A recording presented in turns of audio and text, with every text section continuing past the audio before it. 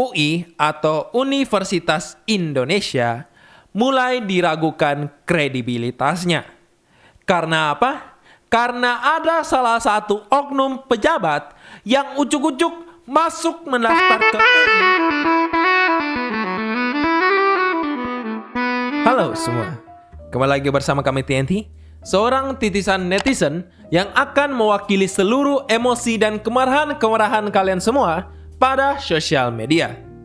Dan sebelum kita masuk ke pembahasan utamanya, mari kita buka pembahasan kali ini dengan sebuah pembahasan yang sedikit memancing emosi kalian semua. Bre, kita semua tahu ya bre, kalau belajar codingan itu tidak semudah yang kita pikirkan. Tidak semudah lu nyogok koruptor, tak, kelar. Gak semudah seperti itu. Gak semudah membalikan telapak tangan. Akan tetapi nih bre, ya. Ini malah dijadikan metode pembelajaran baru bagi anak SD. Anak SD sudah disuruh ngoding. Lu kebayang gak bre? Anak SD yang biasanya cuma tahu 1 tambah 1 itu 2, sekarang bisa ngoding, bisa buat aplikasi. Nih ya bre, lu semua yang belajar ngoding saat mata perkuliahan, lu semua kalah men dengan anak SD. Kalah. Lu belajar codingan saat masuk kuliah. Ini anak-anak ini belajar codingan saat masuk SD. Well, kita juga nggak bisa pungkiri sih bahwa ini ialah suatu pembodohan bagi masa depan bangsa. Karena kenapa? Karena ini tidak ada gunanya. Ini hanya gimmick, ini hanya pura-pura.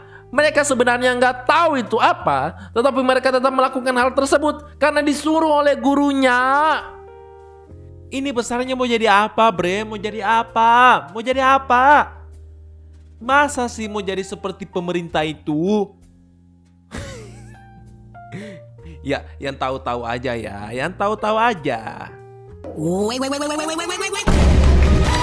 What the hell? Bre, ini anak kecil bre. Anak kecil. Mereka itu polos. Mereka itu kalau disuruh A, mereka lakukan A. Kalau disuruh B, mereka lakukan B. Kalau disuruh ngoding, mereka ngoding. Anyway, berbicara mengenai sistem pendidikan di Indonesia, yang kita semua tahu betapa bobroknya hal tersebut, ya ini anak kecil aja udah disuruh gimmick nih. Anak SD udah disuruh belajar gimmick. Ini udah bukan rahasia umum lagi ya bre. Udah bukan rahasia umum. Kita semua tahu betapa hancurnya, betapa bobroknya sistem pendidikan di Indonesia. Sampai-sampai ada sebuah survei yang mengatakan bahwa Indonesia ketinggalan 128 tahun dari negara-negara maju di luar sana. Dan sayangnya ketertinggalan ini malah makin dihancurkan oleh oknum-oknum pemerintah yang malah menyalahi aturan salah satu universitas Indonesia. Nih ya bre, sebagai konteks nih. UI atau Universitas Indonesia mulai diragukan kredibilitasnya. Karena apa? Karena ada salah satu oknum pejabat yang ucuk-ucuk masuk mendaftar ke UI dan melakukan beberapa pelanggaran di UI. Salah satunya ialah pejabat tersebut lulus dan mendapatkan gelar doktor hanya dalam 2 tahun saja. 2 tahun saja bre. 2 tahun lulus UI. Lu kebayang gak sepintar apa sih pejabat-pejabat kita? Lu kebayang gak? Kepintarannya itu melebihi Albert Einstein. Kepintarannya itu melebihi Thomas Edison, pencipta lampu. 2 tahun lulus UI bre. Ini pejabatnya mungkin ya. Pejabatnya mungkin dari SD udah belajar anatomi bre. Sama tuh dengan yang SD tadi, dengan yang ini. Udah belajar ngoding sejak dini. Kebayang nggak lu? Kebayang nggak? 2 tahun udah lulus UI lagi. UI. Dan keputusan UI yang meluluskan mahasiswanya dalam 2 tahun saja, ini cukup meragukan kita-kita semua nih. Well, kita memang gak mempermasalahkan ya kalau misalnya ada mahasiswa UI yang sejak dari lahir memang pintar, yang sejak dari sananya memang pintar dan hanya membutuhkan 2 tahun saja untuk lulus, ya memang kita memang gak mempermasalahkan itu. Akan tetapi nih bre, dia ini pejabat bre, dia ini menteri, dan kita memang sudah tidak percaya pada elit-elit global di atas sana dengan para pejabat di luar sana yang kebanyakan korup, yang kebanyakan itu menyalahi aturan. BBM saja dioplos, apalagi ini. Well, ada kemungkinan pejabatnya pintar sih, ada kemungkinan itu sih, ada kemungkinan dia memang jenius dan sebagainya.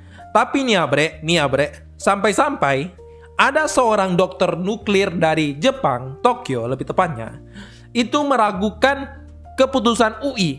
Keputusan ini. Ya, tapi kita juga nggak tahu nih ya, dia ini beneran dokter nuklir apa kagak. Tapi intinya, kita itu meragukan keputusan ini. Kita meragukan keputusan UI. Dan ini terbukti. Ini terbukti bre. Keraguan kita itu terbukti valid sejak dikeluarkannya klarifikasi dari pihak UI yang menangguhkan gelar doktor dari si pejabat ini. Nih ya bre, Dewan Guru Besar UI akhirnya mengungkap 4 pelanggaran akademik dalam kasus gelar doktor Menteri ESDM Bahlil Lahadalia. By the way, ya memang nama dari menterinya sendiri adalah Bahlil Lahadalia. Dan 4 pelanggaran yang dimaksud mencakup pengambilan data tambah izin, lulus dalam waktu singkat, ya sudah jelas itu, proses pembimbingan dan kelulusan mendapatkan keistimewaan. Dia mendapatkan privilege dari kampus. Dia mendapatkan hak keistimewaan. Lu ke kampus naik motor, dia naik Lamborghini. Dan yang terakhir, promotor dan co-promotor itu terkait dengan kebijakan Bahlil. Yang intinya dia memang sudah disetting untuk lulus dalam 2 tahun saja. Bre, ini gua yakin ya bre, gua yakin oknum-oknum UI udah pasti disogok sama dia. Udah pasti disogok. Udah dibayar supaya cepat lulus dan sebagainya. Ya, kalau nggak gitu ya gimana lagi? Pinter kagak, sogokan lancar. Nih ya bre. Kalau sekelas UI saja bisa disogok, bisa dibayar, bagaimana dengan kampus-kampus lain? Bagaimana dengan kampus-kampus di bawahnya? Yang nomor 1 saja bisa disogok. Apalagi kampus di bawahnya. Dan imbas dari kejadian ini, banyak sekali orang-orang yang menjelek-jelekan nama dari UI. Ya orang-orang udah pada kecewa lah, apalagi. Mereka itu mempertanyakan kenapa bisa kampus nomor 1, universitas nomor 1, kok bisa seperti ini sih? Lihat nih, ini orang-orang udah pada kecewa bre, udah pada kecewa. Kukira UI kampus yang kredibel, tapi ternyata ada udang di balik batu. Kredibilitas runtuh hanya karena menteri yang bahlul. Ya, inilah yang terjadi sekarang bre.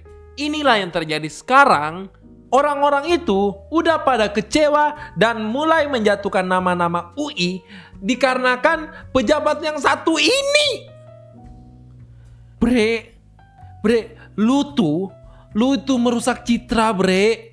Merusak citra UI. Si pejabat Bahlil ini merusak citra UI.